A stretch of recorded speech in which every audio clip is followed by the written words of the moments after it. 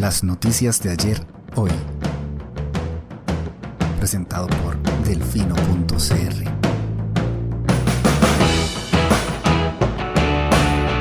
Hola, buenos días. Hoy es martes 6 de mayo de 2025 y este es el primer reporte de esta semana. Tensión, videos y pancartas. Así fue el informe de Chávez ante la Asamblea Legislativa. Delfino.cr. El tribuno y el notario.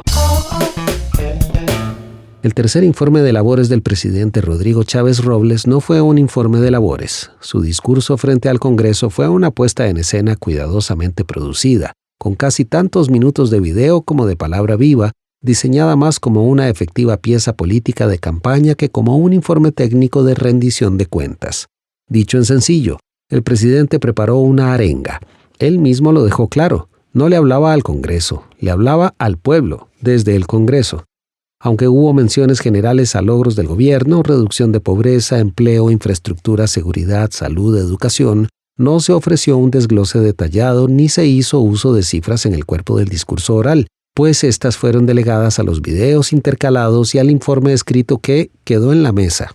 A diferencia de años anteriores, el mandatario no detalló políticas públicas ni explicó resultados concretos. En su lugar optó por montajes audiovisuales narrados por Luis Carlos Monge que exaltaban al gobierno y ridiculizaban a sus adversarios, enmarcados por un discurso cargado de confrontación, frases altisonantes y promesas de salvación nacional, siempre y cuando el pueblo les dé los al menos 38 diputados que añora su movimiento en la próxima elección. Chávez no habló como presidente en ejercicio, sino como candidato en precampaña. Su objetivo no fue dialogar con los demás poderes del Estado, sino exponerlos, vilipendiarlos y desacreditarlos uno por uno. Contraloría, Corte Suprema, Fiscalía, Asamblea Legislativa, todas fueron señaladas como nidos de privilegio, corrupción o ineficiencia. Al pueblo le habló como mártir de un sistema que, asegura, le ha impedido gobernar como quisiera. Ojo, su guión dejó por fuera una extensa cantidad de temas, así que es de esperar que la réplica de diputadas y diputados hoy y mañana sea nutrida. Pero ese elemento poco preocupa al presidente. Su intención era dar el primer golpe y asegurarse de que fuera el más fuerte. Con ese objetivo claro, Chávez recurrió a su fórmula conocida: tono combativo, populista, confrontativo y emocional. No hubo ningún esfuerzo por buscar consensos, tender puentes o rendir cuentas de forma técnica. A Chávez no solo no le interesa, sabe que no le funciona. Fortaleció entonces su clásica estructura retórica de narrativa y volvió a contar su epopeya del jaguar heroico y revolucionario. La obra es harto conocida. El héroe, Chávez y su equipo; el villano, diputados, corte, fiscalía, contraloría, élite de siempre; el pueblo, víctima y ahora fuerza rugiente; y el clímax, la promesa de cambio en 2026. Lo mejor está por venir. Chávez conoce a su audiencia y, como he indicado desde hace años, sabe muy bien cómo hablarle. En resumen, fue probablemente el discurso más autorreferencial, polarizante y simbólicamente confrontativo que se recuerde desde la llegada de la Segunda República. Guste o no guste, fue también probablemente el más efectivo en términos de posicionar el mensaje deseado. El llamado sin rodeos de Chávez a una revolución electoral bajo la consigna de liberar al pueblo de las instituciones capturadas se apoyó en videos cargados de emotivos testimonios que en la era TikTok resultan mucho más eficientes que una extensa sopa de letras cargada de números e ideologías. Una vez que Chávez terminó su arenga, el presidente de la Asamblea Legislativa, Rodrigo Arias Sánchez, tomó la palabra para compartir su réplica. Si Chávez fue el tribuno exaltado que atiza a las masas, Arias fue el notario de la institucionalidad, pausado, solemne, legalista. Fue una réplica institucional de altura, pero también fue un discurso más pensado para la historia que para las redes sociales. Y ahí está el dilema. Aunque el fondo de las palabras de Arias fue contundente, denunció un proyecto autoritario, evidenció recortes sociales, confrontó la narrativa de logros con datos incómodos y llamó a defender la democracia, su forma no logra calar con la misma fuerza en el grueso de la ciudadanía. No se puede tapar el sol con un dedo. La figura de Arias, ligada por décadas al poder, no despierta entusiasmo en la calle. El contraste fue inevitable. Chávez apareció como el portador de un cambio que su base considera necesario, aunque sea temerario, mientras Arias sonó como el custodio de un orden que ya no entusiasma a las masas, aunque sea vital para toda democracia funcional. Es esa disonancia la que mantiene al país atrapado. Una parte de la ciudadanía está harta del sistema, pero no encuentra un contrapeso articulado, fresco y convincente.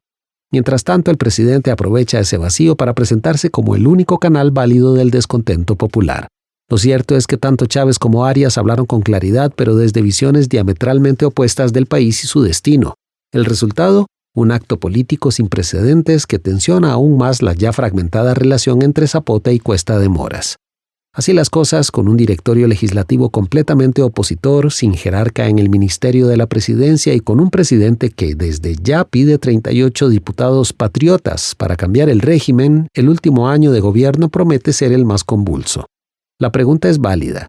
¿Cómo se gestiona un país cuando su presidente renuncia al diálogo y anuncia que gobernará en campaña hasta el último día? Es claro que el discurso de ayer, más que un informe, fue un banderazo de salida del ciclo electoral 2026. Con un gabinete disminuido, sin mayoría legislativa, sin posibilidad real de avanzar proyectos ambiciosos, Chávez ya no está gobernando. Está, entre risas y burlándose del fantasma de la beligerancia, haciendo campaña. Y lo hace con una narrativa sencilla pero eficaz. El enemigo tiene rostro, está en los despachos judiciales, en las instituciones capturadas, en las curules. Arias, con tono grave y sentido histórico, alertó con vehemencia del riesgo de caer en un populismo autoritario. Y claro, tiene razón.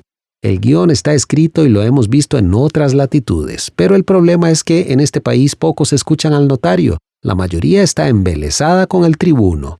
Pero si sienten que la institucionalidad les ha fallado por mucho tiempo, pues cómo no. La democracia se defiende con resultados. La institucionalidad se defiende con resultados.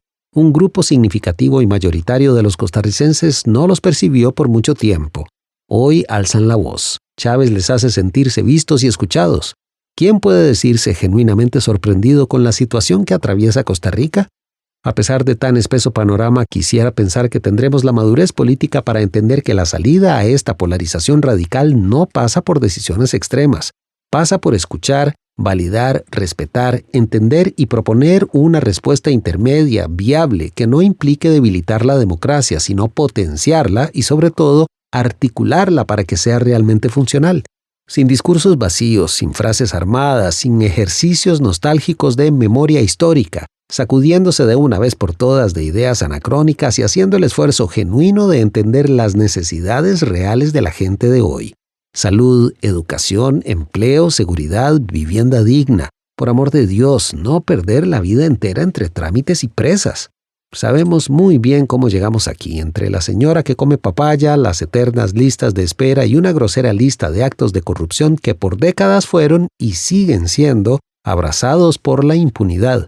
Todo eso, sí, hay que cambiarlo, pero para cambiarlo no hace falta derrumbar la casa entera.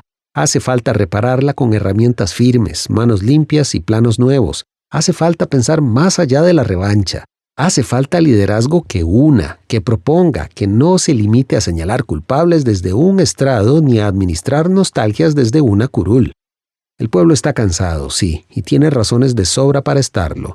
Pero convertir esta fatiga en furia no nos hará mejores, nos hará más frágiles, más fáciles de dividir y manipular.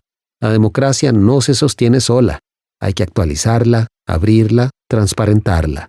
Hay que hacerla sentir útil, justa y accesible. Pero sobre todo, hay que cuidarla cuando menos lo merece, porque es cuando más lo necesita. Delfino.cr.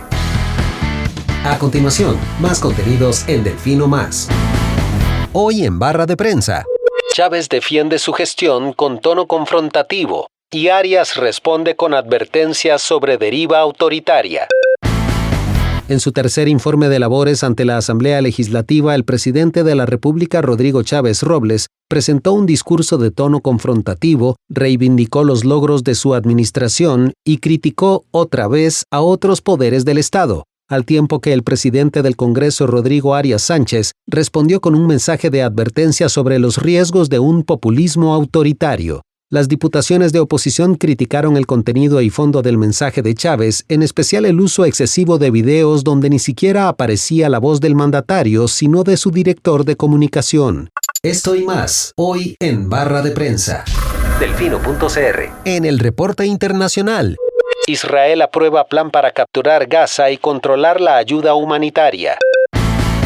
El gobierno de Israel aprobó este lunes un plan para capturar militarmente toda la franja de Gaza y ocupar el territorio palestino por un período indefinido, lo que incluiría el desplazamiento masivo de población civil hacia el sur del enclave. Mientras tanto, el presidente de Estados Unidos, Donald Trump, propuso este fin de semana imponer un arancel del 100% a todas las películas producidas fuera del país, en una medida que ha sido ampliamente criticada por su impacto potencial en la economía creativa global y la industria cinematográfica estadounidense. Finalmente, el gobierno de Perú decretó este lunes un toque de queda nocturno y el despliegue de una base militar temporal en el distrito andino de Patás, en la región norteña de La Libertad, luego del hallazgo de 13 cadáveres de trabajadores de seguridad, presuntamente secuestrados por una banda criminal ligada a la minería ilegal.